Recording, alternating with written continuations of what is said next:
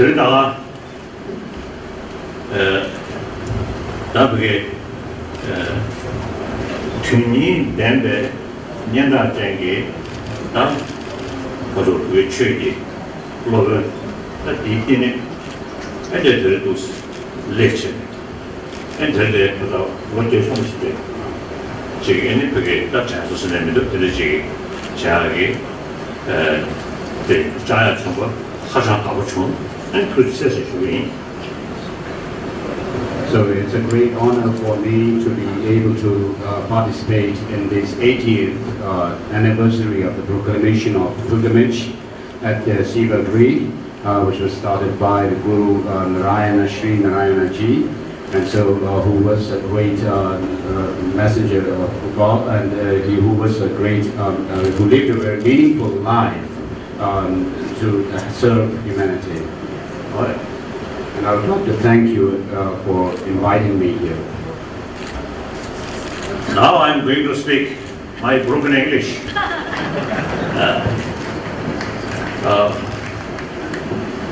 The translation is alright. Is it necessary to translate local language or not necessary? Those people who understand English, raise hand. Oh, then most of you understand English.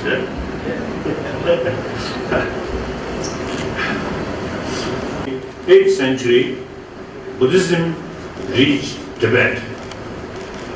So since then, say, we become Chela of India. And particularly because the main person who introduced Buddhism in Tibet in 8th century, he was great top scholar of Nalanda institution.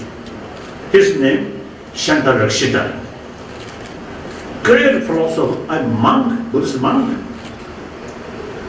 and great philosopher, philosophy of Madhyamika. Then great logician. So since he introduced Buddha Dharma in Tibet in 8th century, so we believe, we consider we are student of Nalanda tradition. So as a student of Nalanda, as a Chela of India's gurus, this century, just the beginning of this century, 12 years passed. 98 years, 88 years yet to come. So there is opportunity if we make attempt. Nice resolution will not bring peace. Peace must come through inner peace. So technology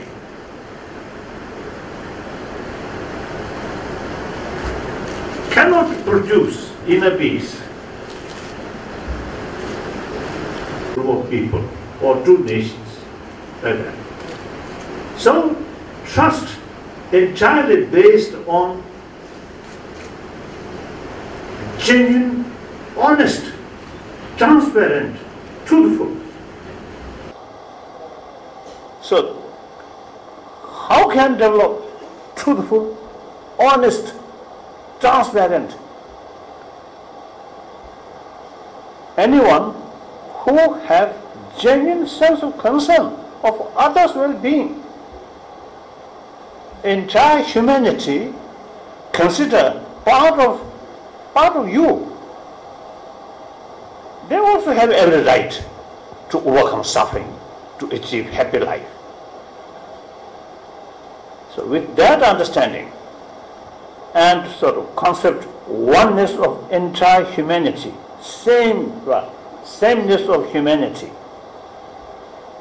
Oneself take every the effort, be happier, overcome suffering. So rest of 7 billion human beings also have same. So understanding that, respect others' right, take sense of concern of their well-being. That is compassion.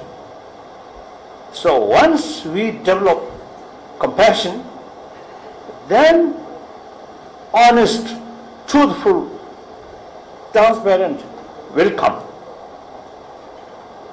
Too much self-centered attitude remain there, hypocrisy, pretension, and then eventually bully other, exploit other, cheating other come. Once we develop sense of concern of their well-being, others' well-being, then it's the very ground of distrust, suspicion go away. So therefore, in order to achieve genuine peaceful world,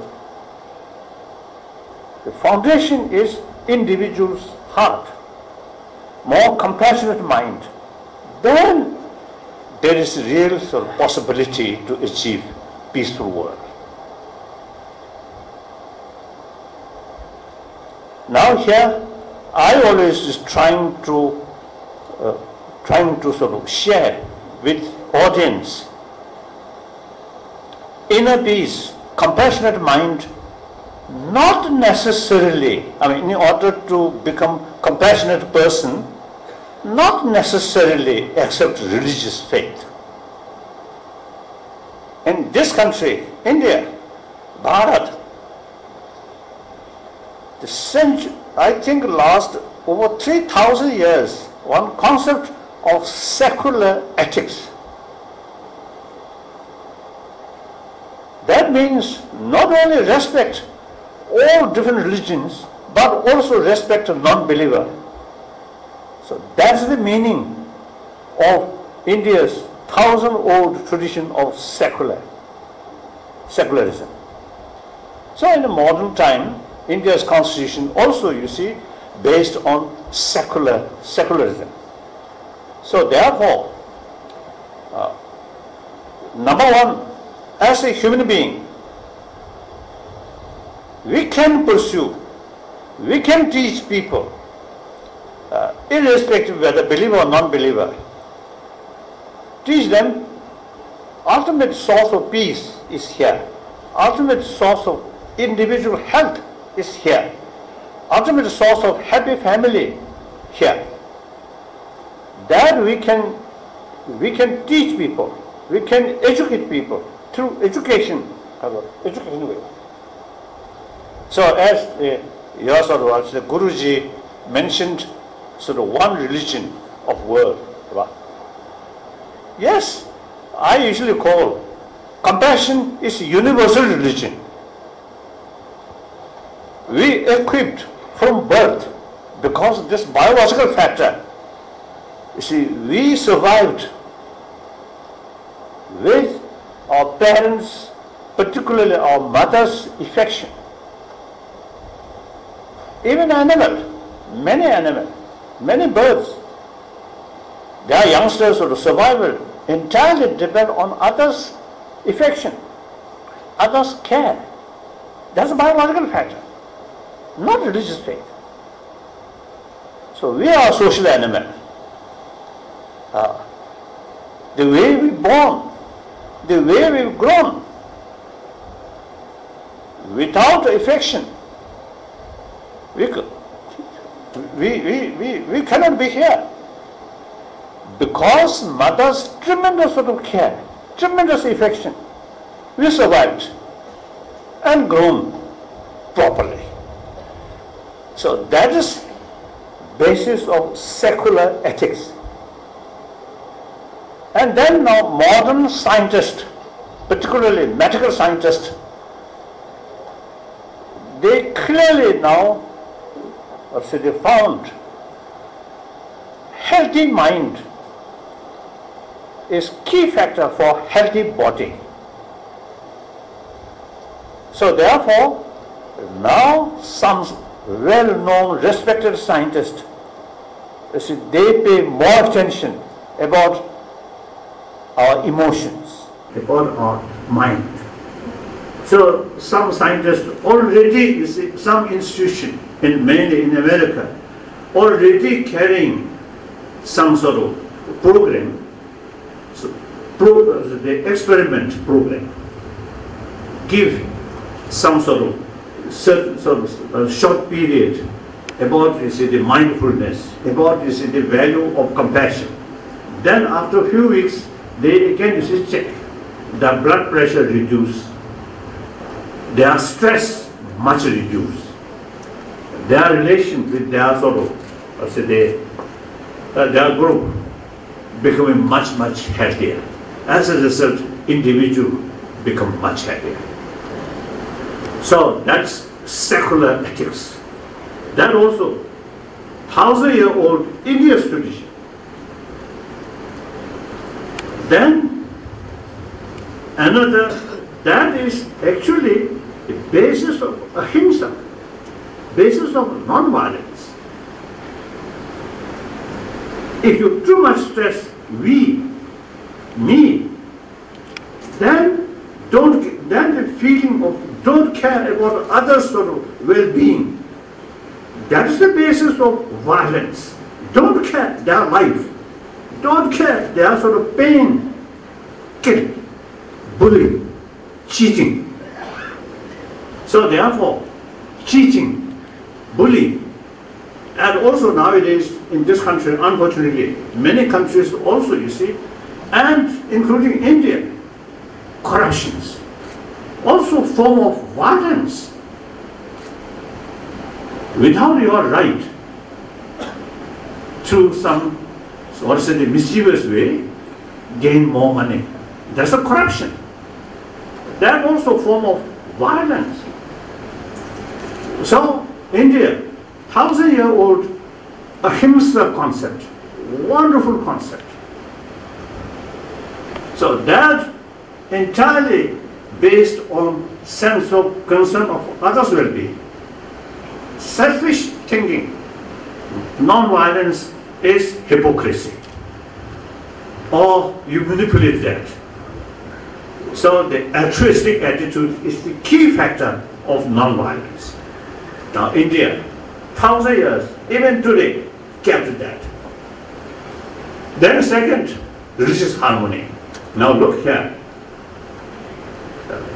Hindus, Christians, Muslims, Jains, and also the major teaching of the world here. Buddhism, Jainism, different sort of Hinduism, and later Sikhism, these are homegrown religion. Then outside, Zoroastrianism from ancient Iran. Then Christianity, Judaism. A lot of Jews in Cochin area, isn't it? Once I have been there. And Parsi, very small community in Bombay, mainly. No fear, very happy. Handful sort of people, population. And recently I met one Romanian who developed interest about India's religious harmony. So he carried some sort of research work. He told me in Rajasthan, one area, the Muslim village. Village means, I think, a few thousand population. In such village, only 3 Hindu families, no fear. So that's India. Of course, occasionally some sort of news here and there, some sort of violence due to religious sort of, because of that differences. But that's understandable. About 1 billion human population, some mischievous people always happen. So this is understandable. Among the Buddhists also some mischievous people there. Among the Hindus, among the Christians, among the Jews, among the Muslims, every sort of also the religious follower. So there are some mischievous people always there. That's understandable. But overall, India is truly, I think, home of whole world major religion live together on the basis of mutual respect, mutual understanding. So these two things, I feel, India's tradition, that also is not some ancient tradition, but also today's world very much relevant.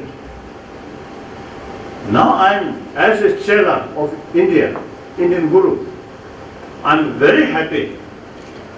In 21st century, still you keep these 1,000-year-old tradition.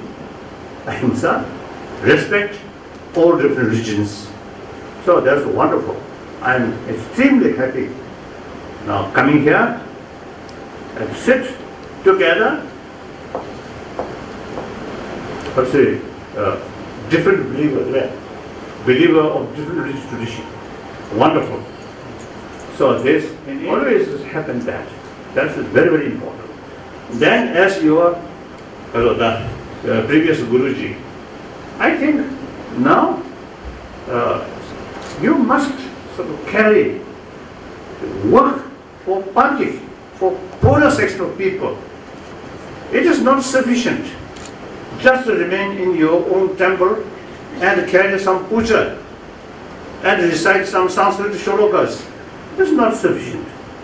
Must meet with people and educate them the inner value, the basis of inner peace.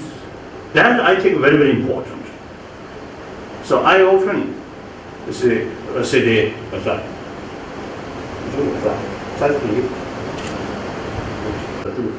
or Rishikeshi is a few occasions meeting with many sort of Gurujis of different sort of, mainly Hinduism. I always see telling them, you carry the 1,000-year-old India's tradition. Now this tradition must be direct, relevant to today's world.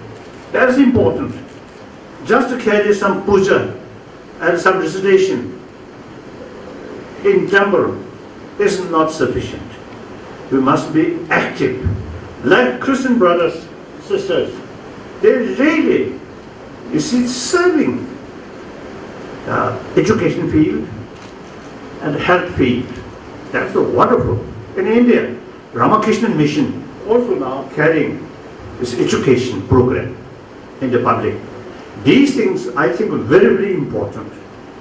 Not only modern education subject, but also 1,000-year-old India's own value. So that I think very, very important. So I just want to share with you. And then nothing else. Too hot, too humidity. Thank you. Thank you very much. Thank you.